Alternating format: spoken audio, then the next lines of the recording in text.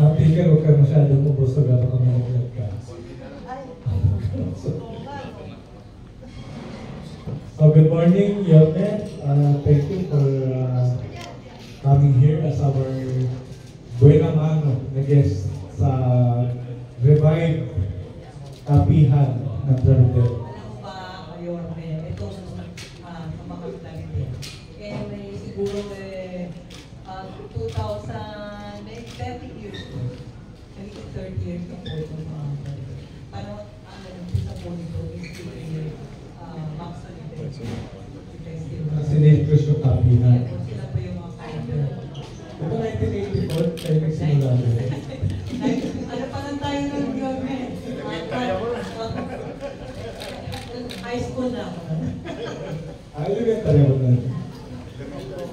1984 na umpisa ko na mga Trinidad. The likes of si Max Oliver, si Neil Cruz, Julie Pan, Mali yung buhay. Siya na lang yung buhay. Yung pangayapang na. Buhay ka. So, we're so happy that you're here, Mayor, para po umpisahan po itong first for a while, medyo wala tayo ng pandemic, events. So, ngayon we're back. Thank you din pala sa mga kasama natin sa media. Nagtutumog basta si Yorme kaya siya iba yung mga natin. Mga familiar faces no? Mga kaidaran Opo, Mayor. Yung iba po dyan, makasabayan muna yung mga reporters din. Yan, sila Bongson. Yung mga photographer sila. Si Ed, nandito pa si Ed Reyes. Ayan, si Francis. Facey Cabrera. Ano yan? Kasama ko sa Pasay Beat.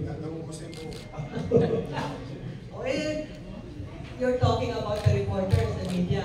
Yung mga kilo-over pa natin dati naman ng mga taga-City Hall. Dito pa si Councilor Letlet.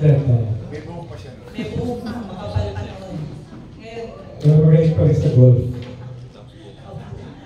okay, welcome everybody. Welcome po sa ating Samahang Trinidad Kapihan dito sa Rizal Hotel. Bago lang din ayos ito Oo. Dati yung dating Army Navy. At dati din nandito din po ang yes. So, masaya naman tayo. Nandito sabi mo maganda yung person natin. Tingnan, siguro ako na siguro yung pagtatanong kay Yorme. So Yorme, naalala ko yun, yung pagdating mo sa City Hall, nung nanalo ka na, June 30, 12 noon, ang dinatnan mo doon, yung lang physical office, pero walang furniture. Pero may kahadiyero. Tapos, ang nagkalat din yung basura sa Maynila nung dumating ka. Kaya pinalinis mo agad. Siyempre naman, ang pinalinis mo, bumaha naman. At ang in-expect mo, may mga defective talaga ng mga flood control. So, Yorme, after 100 days, ano na ba yung status ng Manila ngayon? Una, thank you sa inyo sa Plaridel. It's a great honor to be with the respected journalists of the country. Maraming salamat sa inyo.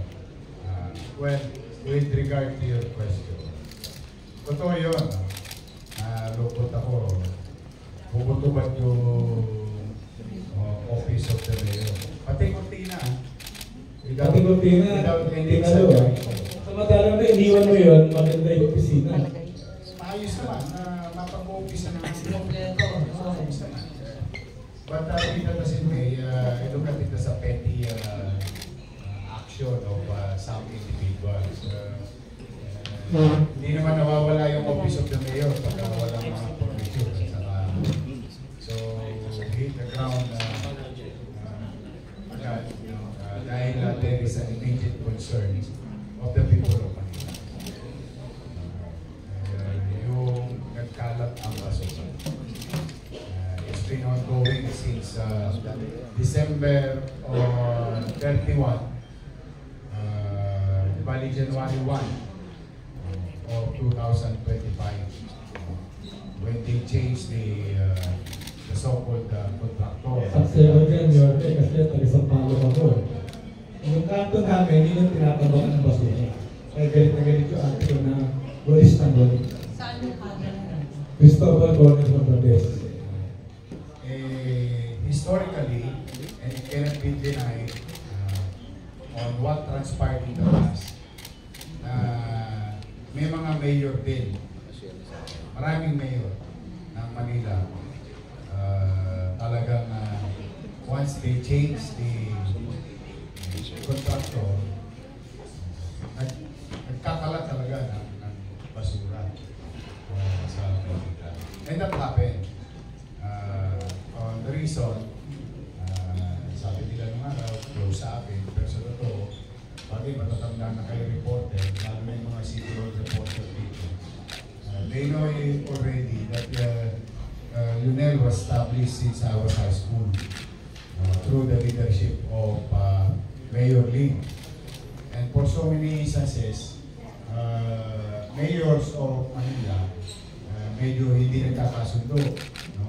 Yung vice mayor, mayor, o may palitan ng administrasyon. But in fairness to Mayor Lim and Mayor Atienza, they opted to not to change these things because nobody understands the geography, the habit of the city and its people with regard to management of garbage. Kaya kasi pamilyar na pamilyar. Madalas kasi yan, pinag-iisipan na masama. Pero kahit na nagkatalo-talo si Mayor Lim at Mayor Atienza, ayaw nilang palitan ito. And the same thing happened sa isa pang mayor, nung pinalitan nila, sumabot din ang basura sa Manila and this month. So there is really a garbage crisis. Mano pa, pag-upo ko, a few days before, nakakatanggap na ako ng sulat. Sumuko yung bago nilang contractor. On the same reason kung bakit umayaw ang Lunel. Kasi may utang sa Lunel na 600 million pesos. Yung nakaraang Hindi na nakapagkakagal yun, ba't nakakautang? Budgeted yan, hindi ko pa medyo na. May budget yan. And I will explain to you later saan napunta yung Pera sa basura. yung budget or what you call commercial obligation. Na-divert. Paliliwanag ko, i-rundown ko lang yung antecedent. Mangyari, they wanted to unilaterally inform me na ayaw na rin nila. Kasi kung yung Lunel hindi na bayaran, ito ang dalawang bagong contractor ng Manila na pinaghati pa. Hindi rin nabayaran ng February, March, April, May, at June. So our commercial obligation, basura pa lang, close to about 800 million. Yun ang muna kong ginara. Shopping. Problema sa shopping. Pera. Ako naman, kinausap ko, Lunel, baka naman kung po pwede, huwag na sila magtampo sa Maynila. Kung po pwede, tulungan mo na ako na kunin lahat ng basura. Kasi alam niyo lahat yun na sa kalsada mismo, hindi na yung tumpok sa kanto nyo. Naging bundok ng basura na. It's really pestering the community. Sa Manila kasi ang basura nagiging political issue. At saka wet garbage tayo. Hindi tayo dry garbage like Makati, Ayala, Makati Avenue, or BGC. Manila, as a whole, is a wet garbage. Dahil nandiyan po yung Soya, bahay, tapos yung ating mga urban settlers. Wala naman masyadong, yung iba dyan, walang kasilyas talaga katulad namin ng araw. So, ang problema ng basura affects across demographics. mahirap, middle class, mayaman. It's a concern. Well, generally it's a concern, but specifically sa Manila kasi maanggo, makatas, matulo, malangaw, at maging sanay ng Lahat po yan, inabot po ninyo as in physical na andyan. Pumasok pa yun. yes. Kaya in the next 48 hours, non-stop, pinakiusapan ko yun nila, huwag mo nang bayad, makapakuha nila muna nila. Quotation na libre, di ba? Libre na. Nalibre naman namin. Hanggang sa mag-settle because nagdeklara na po siya ng state of emergency, health emergency with regard to this problem. Then we recover, okay, nag-normalize ang koleksyon ng basura. Then another problem came about basura again, which hindi niya naman nararamdaman ngayon. After 2 weeks, 3 weeks, I've heard galing sa akin bubuwi. Kala nyo kailan mo yung bubuwi. Galing sa akin bubuwi na magsasara ang Navotas landfill. Tutuluyan. Because there is an ongoing rumor 2 years ago which nakiusap naman ako sa isang malaking kumpanya para tulungan yung nakaraang administrasyon na huwag magka-problema. Pinagbigyan naman ako. But no attempts were made to develop the processing of hunting. So true enough, umulit yung chismis na isasara yung Navotas. So may kinausap ako ahensya ng gobyerno, national government, kinumpirma ko sa kanya. Sabi niya, tutuloy yan. So, hindi pa alam ng publiko, your city government build our own transfer station in 2 weeks. Literal to, literal na nasa bitas sa atin. And the logic is to acquire more logistical truck or logistical,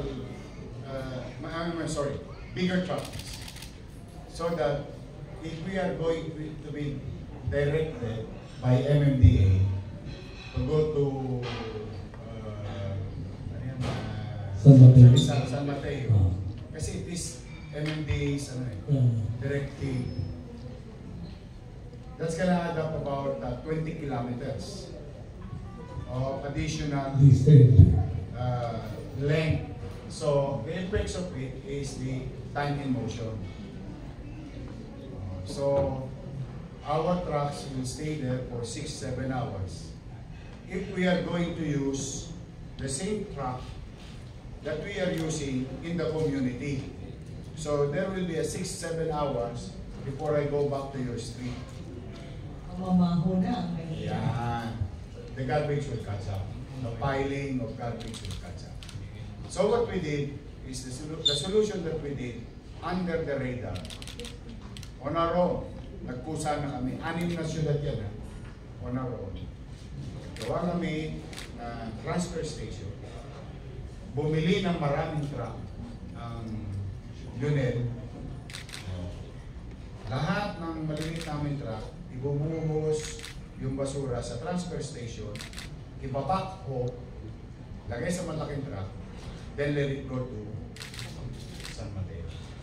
Meanwhile, smaller trucks can go back in a matter of 30 minutes sa streets of Manila. And as we speak, it's been happening for the past 1.5 months. Wala ng basura. Kaya ewan ko kung may napapansin pa kayo, may nagkalat bang basura sa Manila. Sa Sampaloc, wala ko nabibig sa akin. Wala kang mararamdaman. As if walang crisis. But there is still a crisis with the garbage. Ilang porsyento po ba ng basura ng Maynila ang dati napupunta sa Navotas? Lahat. Oo. Lahat. Lahat yun. Ganon kalaki yung problema. But with too many problems, we don't want to scare the people. I just wanted to, do our job. And in fairness naman sa mga taga Maynila, pag inaabisuhan ko, halimbawa, may bagyo, may ulan. Sabi ko, steady nyo lang sa oblo yung mga basura ninyo. Pasisiguraduhin ko, pararatingin ko yung truck pagbuka. Tama yan yun. Kasi may tendency pag ba, paano yung basura sa ba? Pero kasi gagawin yun ng tao. Well, one, hindi naman pare-pareho ang tao, no? But generally, kung hindi mo naman talaga hinahakot, ilalabas ang tao ang basura. But so far, I'm happy the people of Manila have not experienced yet this type of challenges sa tungkol sa tapos, okay na, basura na. Biglang bumagyo. Biglang bumagyo. Nagtaka ako. Dati naman kami binabahan. Walang question. Talaw, portion of PGH, UN, City Hall, yung City Hall hindi. Kung usapan natin, ang binabaha talaga kami, yung area na yun, dala ng, itong sa building na to, may tubo rito. All the way to Kalaw, para i-pump out yung tubig doon. Meron yung building niya rito. Then, nagulat ako, yung level ng baha, masyadong mataas. Tapos bigla yung City Hall, yung likod namin, at umakyat. Sa SM, umakyat yung... Usually nakikita mo yung panahon ng Undoy. Ayan. Nag-overflow ang Damka, yung San Juan River, at Espanya. Yan yung mga normal site. Normal site. But with this typhoon Christine, if I'm not mistaken, it's everywhere. So I was in City Hall, I think about 6 p.m. na. Sabi ko, ba't ganun? Kanina bumuho sa malakas ulan. Ngayon, umuulan pa rin, pero hindi na yung talagang yung burst. No? There must be something wrong. So I immediately went to the streets. Yun yung nakita ng tao na nasa kalsada ako alas 7 ng gabi. Dinudot namin yung mga importa. May isang tipak ng semento ko na. Only to find out, for lack of TLC, yung mga importal namin, buhangin, at saka alkitranan. So talagang tinira namin ng tinira until inararo na namin lahat. Yun ang common. Then, umulan pa rin the following day. Medyo umupa ng kaunti pero mataas pa rin yung tubig. Kaya start asking the engineering. Di ba may mga pumping station tayo dito sa Manila? And Chief of Staff Cesar said, yes sir, meron tayong 70 plus pumping station. Saan galing yung data? Sa MMDA. But 24 of it, hindi pa tangan-tangan ng MMDA. And one of the famous were all